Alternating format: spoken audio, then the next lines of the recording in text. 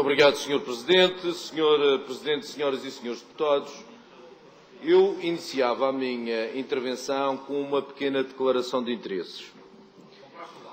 Uma vez, e esta declaração de interesses tem a ver com o facto do Sr. Deputado Gil Canha parecer ter-me escolhido para, uma vez que o Sr. Deputado João Manuel Coelho já não está em cena, parece que esse papel de escolher o Sr. Deputado Carlos Rodrigues como alvo das atenções passou para o Sr. Deputado Gil Canha. E eu gostaria de dizer ao Sr. Deputado Gil Canha que o Sr. Deputado Gil Canha tem algum déficit de conhecimento em relação à minha pessoa e que, na ânsia de fazer oposição, dispara uma série de generalizações e, às vezes, engana-se no alvo.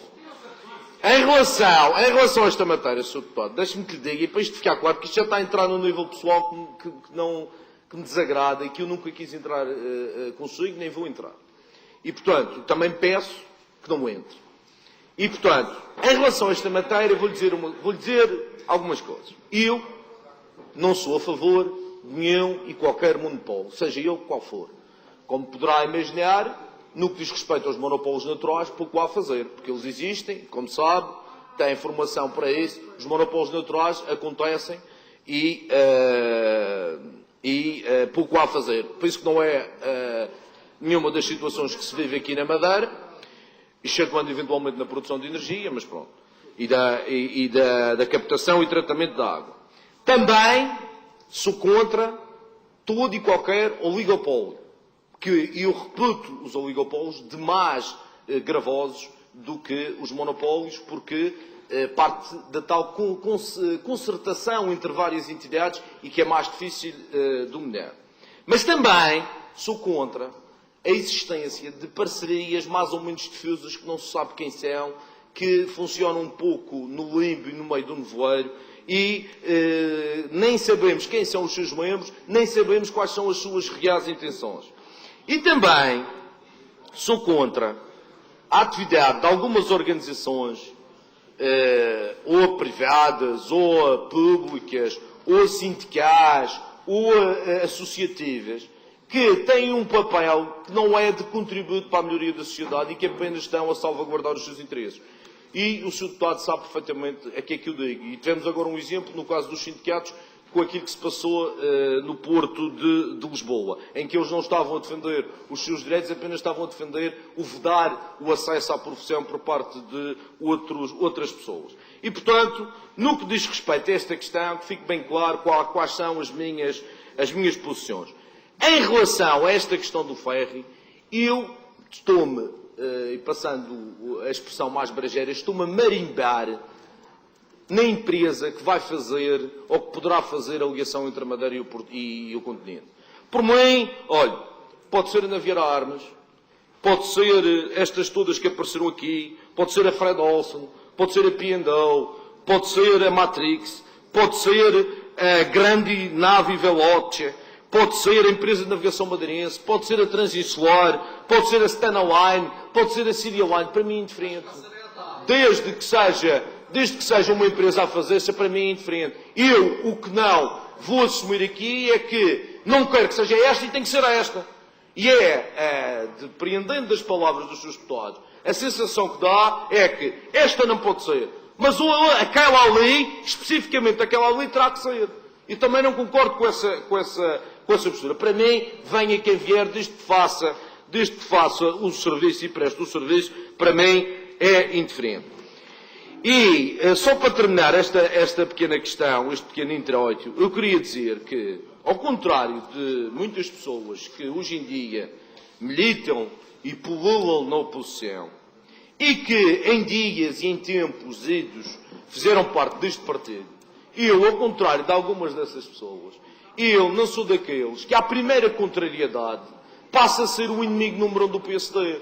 Que à primeira dificuldade, que olha que eu tenho tido algumas, lá está, Sr. Deputado. O Sr. Deputado não me conhece. O Sr. Deputado não conhece a minha realidade. E olha que, se calhar, se a gente somar as contrariedades que eu já tive, e para as posições que tomei no passado, que também eu não faço gáudio de as publicitar, porque eu não estou nisto nem como cavaleiro andante, nem como herói, e, portanto, por via dessas posições, o senhor não imagina as dificuldades que eu tenho tido.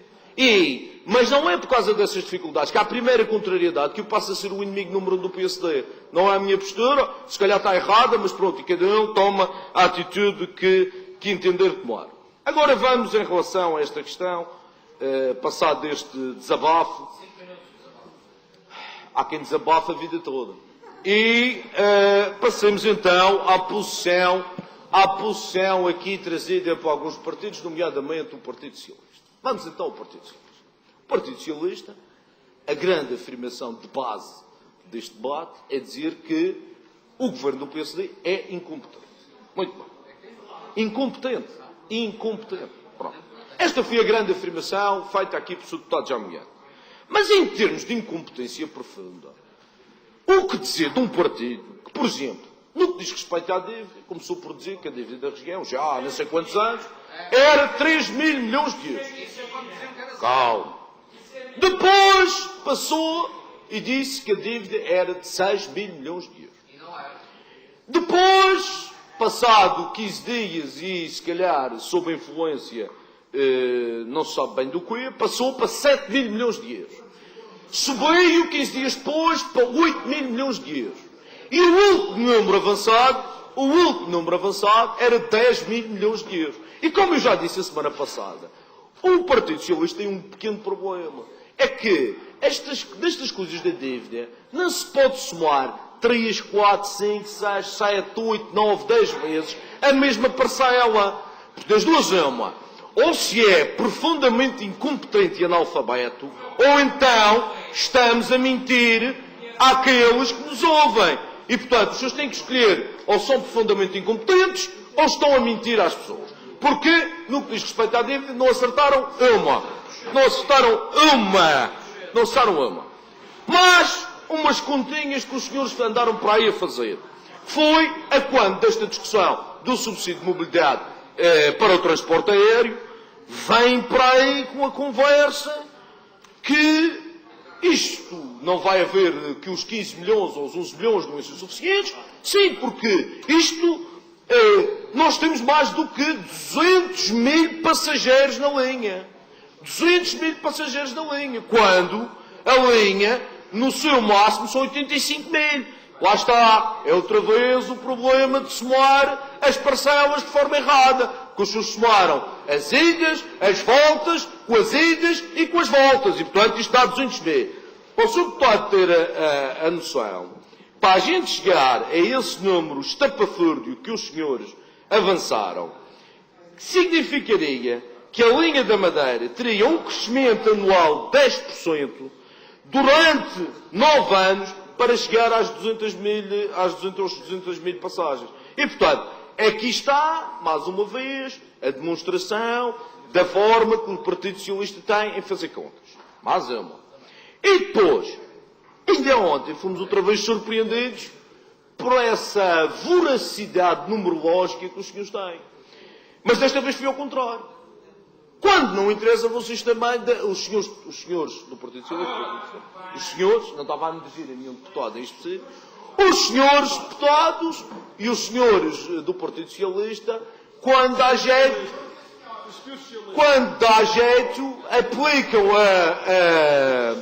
aplicam a progressão geométrica ao contrário. E, portanto, falam que o quadro de apoio de fundos comunitários era de 500 e restos milhões de euros. Quando? Toda a gente sabe que o que foi negociado foram 885 milhões de euros. Para quê? Para justificar outra vez essas contas que andam a fazer um grande trabalho em Lisboa, que eu ainda nem percebi bem qual é, e vão, provavelmente, eu tenho a impressão que daqui a 6 meses a Madeira não vai ter mais 800 milhões de euros. A Madeira vai ter, talvez, 8 mil milhões de euros de fundos comunitários no quadro 2020. Da forma como os senhores aplicam as progressões geométricas, é assim que as coisas acontecem. Agora, em relação a esta matéria, eu acho estranho, porque aquilo que os senhores deputados do Partido Socialista queriam, desde o início, é que esta linha fosse imediatamente concessionada. E os senhores deputados fazem essa proposta, outra vez, das duas ou são profundamente ignorantes, ou então estão a enganar as pessoas. Que os senhores sabem perfeitamente que, de acordo com a legislação vigente, a linha não pode ser imediatamente concessionada. A linha nunca poderá ser no atual panorama legislativo. O que tinha que ser feito era esta consulta ao mercado para demonstrar, eventualmente, que não poderia haver, não haveria interessados. Não haveria interessados. Não venha com essa conversa das promessas, Sr. Deputado. Não venha com essa conversa. Ninguém prometeu a linha. O que foi prometido era o restabelecimento. Ou que os senhores... Mas, ó, Sr. Deputado, o Sr. Deputado Jaime Leandro faz parte de um partido. O Sr. Deputado Jaime Leandro faz parte de um partido que não olha a meios para atingir fins. E se for preciso, dar os pontapés na legislação nacional, dar os coices nas diretivas comunitárias, dar umas cabeçadas no direito comunitário, dá-se. Porque tudo isto vale. Sr. Deputado, o nível, toda a gente sabe que a linguagem em sentido figurativo é uma forma de expressão parlamentar. E, portanto, não se ofenda por tão pouco. E, Sr. Deputado, aquilo que os senhores queriam é exatamente aquilo que nós estamos a propor nesta proposta de resolução, passa a expressão. Agora, não se pode queimar etapas como os senhores queriam queimar. Não se poderia fazer de letra morta da legislação vigente. E, portanto, Sr. Deputado, não enganem o povo madeirense, porque aquilo que os senhores queriam não poderia ser feito da forma que os senhores estavam a propor. Mas isso é uma forma muito peculiar e muito característica do Partido Socialista. Não olhar a meios para atingir fins. Mesmo que com isso se minta desbragadamente às pessoas. E, portanto, nós aquilo que fizemos foi dar os passos todos corretos. E os passos corretos foram estes. A consulta ao mercado, essa consulta ficou vazia, não apareceram propostas coerentes e agora então temos esta oportunidade de fazer com que e pedir que, solicitar que isto seja resolvido no âmbito de uma concessão. Muito obrigado.